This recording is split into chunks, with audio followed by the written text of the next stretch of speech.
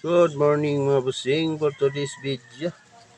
Ato pa na to ng filter kaya ito na po ng limpyuhan. Kaya grabe na sa nakahugaw ng panahon na. Akong gihabwa ni filter sa akong concrete nga pispan sa akong mga breeder nga tilapia. Mga busing kay grabihan naman yung hugawa.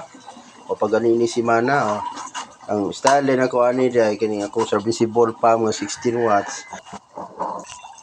Lalo ni sapa kaya ron masuwasag tama.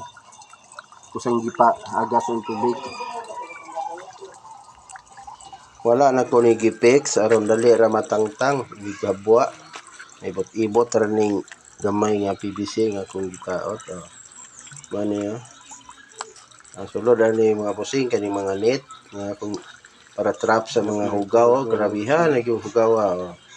Inani sad kinahanglan sad nimo ni maintain kay mabaho sad ng tubig. Nya mga luya na sad nga atong mga isda dagko ng ganyan sila hugaw nya sila ganahan na ng baho kay tubig. Kay minus na kay oxygen sila. Ya, mas nindot mga itong limpyo pero ng tubig niya. Pag ginigikinanglan kung magbuhi ka, magbreeder ka. Kaya parang makakita sa gyud ka og nindot nga tubo sa mga tilapia.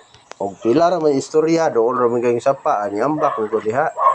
Diri gayo na padon ako ani ako ani gidiskarga og gikuso na ko niya.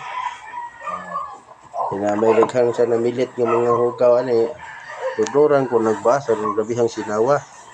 Murag agtang nga ni naglimpyo. Binuang ra diya. Kaya ning gising-gising diha. Idang ko istorya, limpyo na. Pastar ko na diha.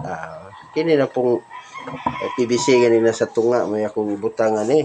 Kinahanglan man sad ni aron dili man ugan sa ni at mo sa tubig ginigikop sa ato ang submersible pump. Importante man sad ni kanang numero 3 nga PVC.